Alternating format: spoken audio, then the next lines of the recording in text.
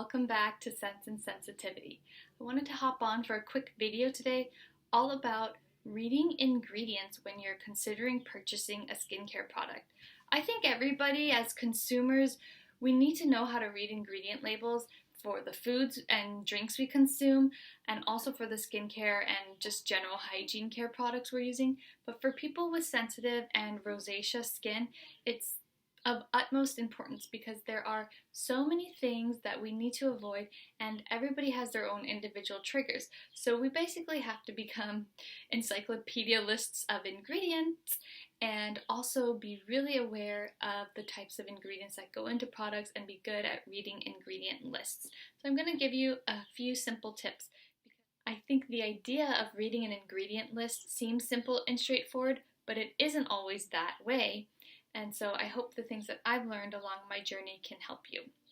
So I brought two product boxes with me today so we could read the ingredients and think about what I would do. So if I was online reading the ingredient list or in a store considering buying this product, I would look at the box or the product wherever the ingredient list is held, and I would read through it.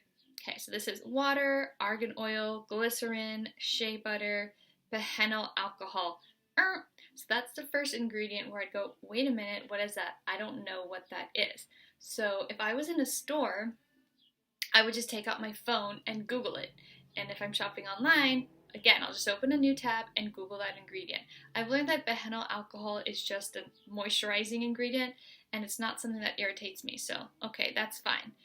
Now I'm saying betaine, same thing. Before I risk investing in a product that I'm not sure what the ingredients are or if it'll work for me, I always just Google it. And I literally just go onto Google and I type in the ingredient.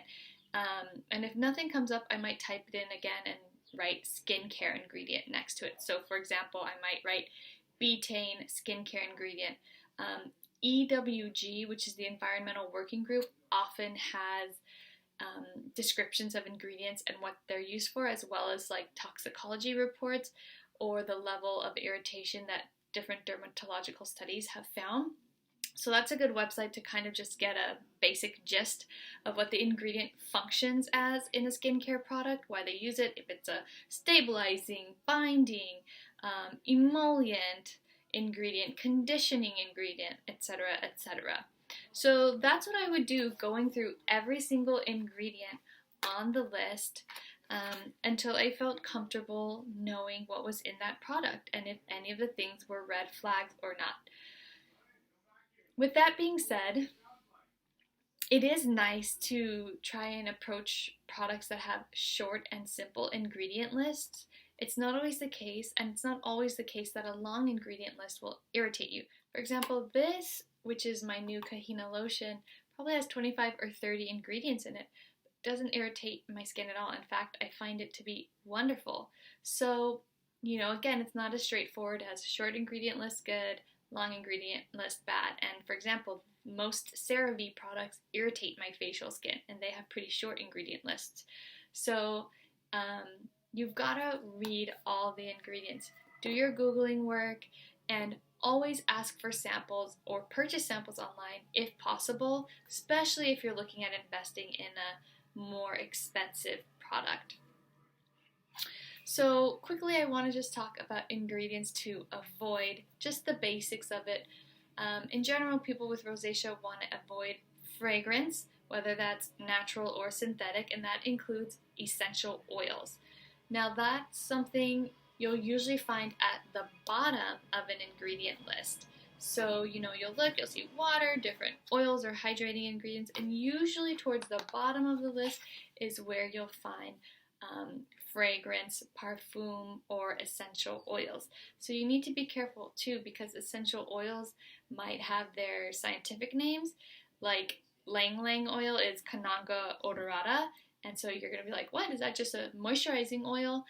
No, it's an essential oil, and it can be irritating to the skin. So again, just do your homework, be diligent, and use Google when all else fails. Other ingredients in general to avoid besides fragrance are exfoliating acids, so not hyaluronic, but salicylic acid, lactic acid, glycolic acid, the acids that exfoliate the skin. Also benzoyl peroxide, which is an acne ingredient. All of those things are just more active ingredients and can be too stripping or just too active for rosacea prone skin. Now you might be somebody who uses any one of those or multiples of those ingredients and it doesn't damage your skin or irritate you at all, in which case that's awesome. I think the more different things we can use, the better, just like with food, right? A broader diet is generally healthier, but not all of us can do that. Some people have allergies and some people have intolerances to skincare ingredients as well. So just tread lightly with exfoliating acids. And then in addition to that, anything that has exfoliating beads or scrubbing particles, whether those are jojoba beads or like ground shells or ground up nuts, I find that all of those are too stimulating and irritating for the skin, even the perfectly spherical jojoba beads. So I avoid any product that has any sort of grittiness or texture to it. Those would be the things that are my surefire red flags to avoid. And then for me personally, I also avoid niacinamide because it irritates my skin, and I also avoid chemical sunscreens because they irritate my skin too. But those things may or may not irritate your skin, and you'll just have to go with it. So my last tip is just double check your ingredient list when you get home before you use a product. Sometimes if I'm out and I purchase a product, I might not have had my glasses, or I might just not have looked over the list careful enough, or there might have been an ingredient I wasn't sure about and I didn't have time to research it, and I thought the product would be okay, so I just purchased it anyway. So when I get home, before I open and use the product for the first time, I carefully go through the ingredient list one last time and do any Googling research I need to do, because if I realize that there is something I should be avoiding, I haven't opened the product yet and used it, and it can still be returned or exchanged in most cases. But usually you can't return or exchange products once you've used them. So that's my last tip, is just double check it once you're home, but before you take the product out and use it. That way you can just be extra sure. Now, of course, the product still may not work for you, but this gives you the best chance of preventing as many mishaps as you can. And you'll also become more familiar with ingredients, so you can start recognizing a pattern. Like for me, every time I was getting this irritation, I was noticing that niacinamide was the ingredient in those different products I was using that wasn't in any of my other products.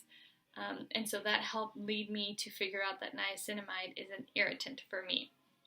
So, the takeaway message is we have to be ultra diligent with doing our research, checking ingredient labels, and testing for our skin, because everybody's going to be a little bit different. But with a little bit of hard work, the use of the wonderful internet, and following some of the advice from your dermatologist and or esthetician, you can find some wonderful products that will work for your skin and not have too many experiences of getting product contact dermatitis or irritation. So that's it for today. I hope you enjoyed my video. Comment below on any ingredients that you have to avoid in your skincare routine. Don't forget to like and subscribe, and stay tuned for more content from Sense and Sensitivity. Take care.